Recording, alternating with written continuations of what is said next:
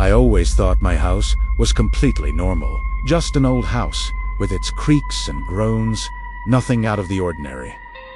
That was until a week ago. The first time I heard it, the clock on my phone read 3:17 in the morning. A faint, whining sound, like old wood being crushed under a terrible weight. It was so close. It didn't come from the walls or the floor. It seemed to come from the very space right beside my pillow. I shot up in bed, my heart pounding so hard I thought it would burst right out of my chest. The room was pitch dark, and the silence was so heavy it felt like a blanket. I fumbled for the bedside lamp. A soft yellow light spilled out, and for a moment, everything looked normal. Just my own shadow, stretched long and distorted across the wall. I held my breath, listening. Nothing but the sound of my own ragged gasps. And then, a rustling. It sounded like crumpled paper, or maybe dry leaves shifting in the wind. It came from the darkest corner of the room, where the old, imposing wardrobe stood. Slowly, carefully, I slipped out of bed. The wooden floor was icy cold against my bare feet. Every step I took seemed to echo unnaturally in the dead of night. I crept towards the wardrobe, my hand trembling as I reached for the cold metal handle. I had to know what was inside. I yanked the door open.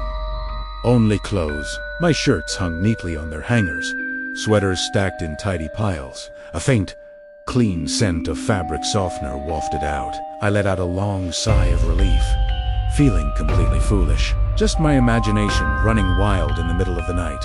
But just as I was about to close the door, my eyes caught something. A gray sweater of mine, one I was certain had been folded on the shelf, was now hanging on a hanger, and on its collar there was a small, dark brown stain, like a smear of dried mud.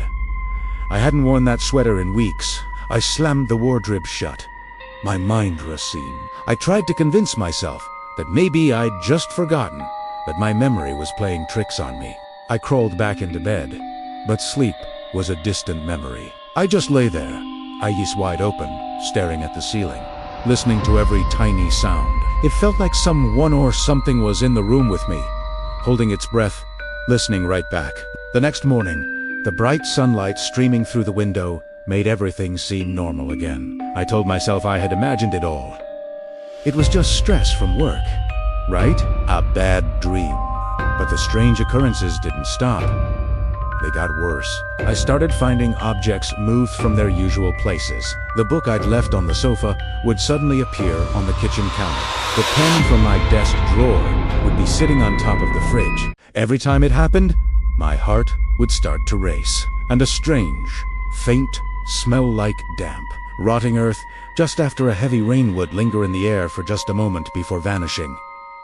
I had to do something. I started keeping a journal, a record of every single unusual event. I wrote down the date, the time, and described in detail what I saw, what I heard, and what I smelled. Writing it all down, documenting it, made me feel a little more in control, like I wasn't just losing my mind. Then, I heard the footsteps.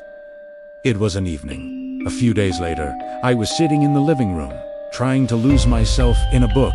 That's when I heard them. The footsteps were coming from the hallway just outside the room. They were slow, heavy, dragging, as if someone was having a hard time walking. But that was impossible. I lit alone. I shot to my feet, my whole body trembling. I grabbed the heavy brass desk lamp, the only thing I could think of as a weapon. Slowly, I crept out into the hallway. The hallway lights were off. I flipped the switch, but nothing happened. The bulb must have burned out. I had to use my phone's flashlight to see. The hallway stretched out before me, long and dark. The weak beam from my phone cast dancing, grotesque shadows on the walls. I stepped carefully, moving toward the end of the hall, toward my bedroom. The footsteps had stopped the very moment I'd left the living room.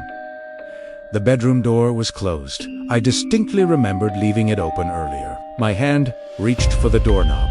It was icy cold to the touch. He took a deep, shaky breath, turned it, and pushed the door open. Moonlight flooded the room through the window. Everything looked perfectly normal.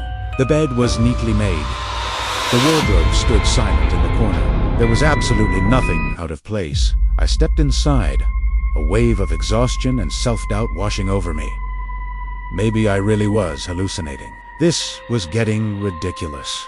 I was about to turn and close the door when my foot stepped on something on the floor. I bent down and picked it up.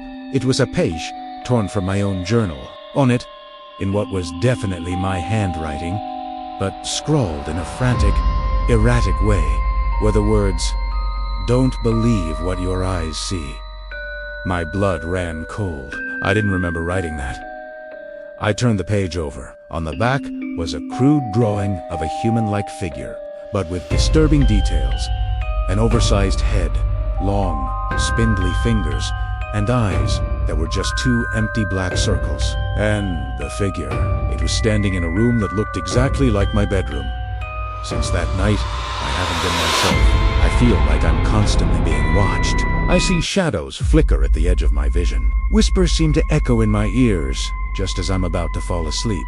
Sometimes I hear crying desperate, sobbing wails, and it takes me a moment to realize it's my own voice, even though I swear, I am not crying. I'm sitting here now, in the darkest corner of the basement. It's the only place I feel even remotely safe.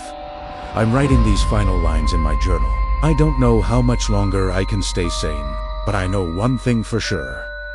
The thing that's in this house with me, it doesn't want to hurt me. It only wants to be me. And I fear it's terrifyingly close to succeeding. I can hear footsteps on the stairs now. Slow, deliberate. It knows I'm down here. And the voice, I can hear my own voice, but it's not coming from my mouth. It's calling my name from upstairs. It's saying, it's time to go. It's my turn now. I'm not leaving. I'm staying right here, in the dark. And I'm going to keep writing until my flashlight is starting to flicker. The battery is almost dead.